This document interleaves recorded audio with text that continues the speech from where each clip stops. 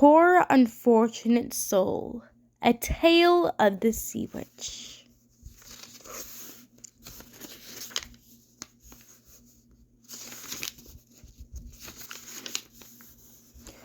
Prologue.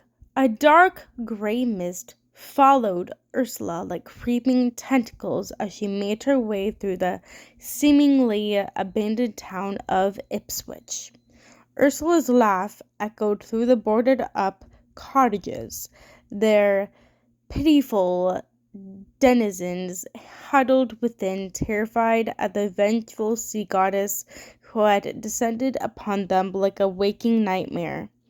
She had altered herself into her human form for the excursion and used her magic to control the mists, creating long, menacing tentacles for herself that curled around and trailed behind her, blighting everything they touched. She left a path of destruction in her wake, black like oil and putrefying. She moved toward the main square and stood beneath the clock tower. Her tentacles assaulted it, turning the pillar into a wide black obelisk that might have been used for more sinister purposes than keeping time. Hate. Her magic was infused with it, and in that hate was a deep, penetrating sorrow. Those humans had taken from her the only person who had loved her, and she was going to make them suffer. She cast her ghostly appendages toward the sea, calling forth her dark minions, sirens. These were a hideous mix of human and sea creature, like something conjured by the most deranged visionary mind. Pale, haunting beings with dark, smoldering pits for eyes emerged from the sea. Wide, grinning mouths gnashed to endless rows of sharp yellow teeth. Their skin was like thin, translucent milk, and through it one could see their deep blue veins and grotesque endoskeletons. Though their song caused humans to tremble and their ears to bleed, it was beautiful to Ursula. She found it winsome, intoxicating, and overwhelmingly beautiful. Its haunting melody compelled those vile humans to emerge from their bordered dwellings, drawn to the siren song and spellbound to their call. How weak they are, she thought. She grinned at the befogged looks on their wretched faces and laughed at their impending doom. They walked on, blind to their own destruction, powerless to stop it and powerless to save their own lives as blood dripped from their ears and poured from their mouths. They were choking on it, sputtering, unable to scream at the horrors around them. Ursula thought it was the most beautiful and thrilling thing she had ever beheld. If the sea witch had let the siren's chorus continue, it would have brought death to the humans. But letting them die was too easy, wasn't it? She wanted to see their terror and watch them suffer.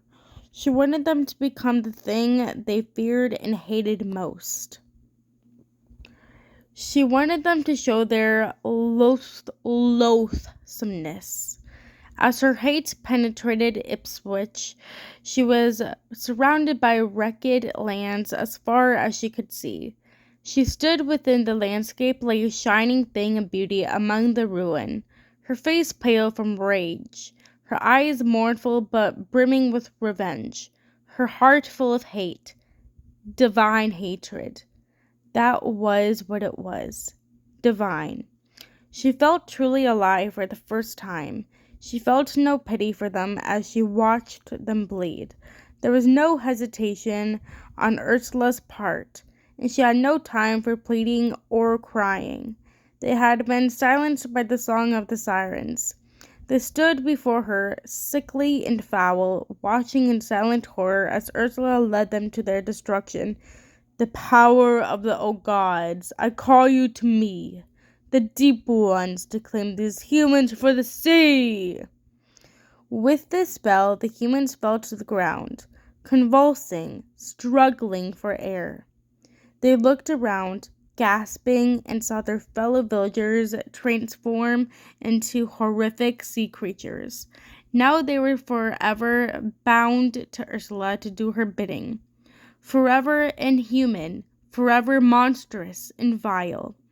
Ursula's laugh swelled from her gut and sounded throughout the lands, reaching the ears of every witch in the many kingdoms. It sent a shiver through even the most powerful among them, dark and light, because they felt the weight of this. They knew the power of hate-infused magic and the destruction it could bring.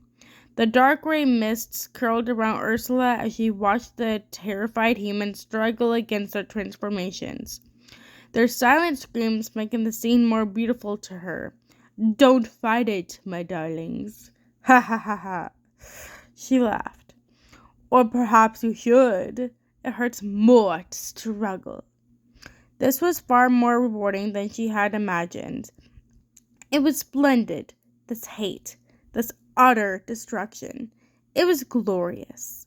Ursula's laugh thundered as she stepped into the encroaching waves at the shore, encouraging all her new creatures to journey into places unknown to them, dark places they had been too frightened even to contemplate, places they had only visited in their nightmares or anxious, fevered daydreams. The creatures were hers now, servants, and she would use them at her will into their torment. As the waves touched her human feet, she slowly transformed.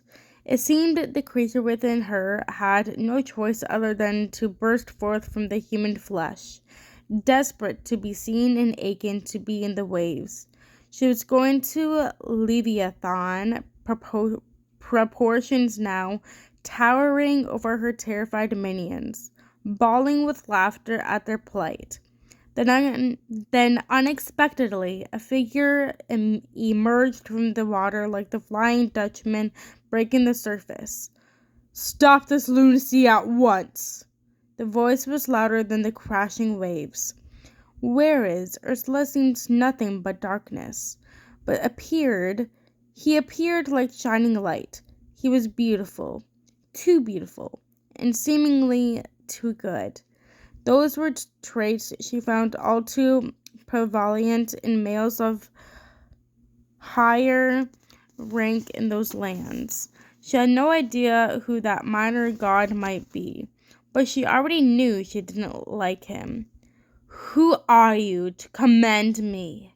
she asked, snapping her head to the right to get a better look at this mockery of the gods. "Did you not call upon the old gods?" he had answered. "I called for help, not interference. Look around you. Look what you've done to this land. Everything is scorched with your hatred. It is blighted as the land of the old queen. Don't take her path, little sister. Come home with me, where you belong." Ursula was silenced, perplexed. "Hear me, sister. See that necklace you are wearing? It was a gift from our father. We thought you were lost to us forever. I hoped one day you would come to know your power and call upon me, but I didn't expect to find this."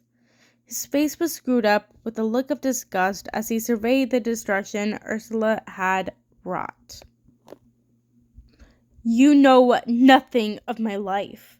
I was left here alone with these humans who feared and hated me. You have no idea what I've suffered. Ursula, do you truly not remember me? I am your brother, Triton." Ursula looked at Triton, furious and confused, unable to place him. "I'm sorry, Ursula. It's time I brought you home."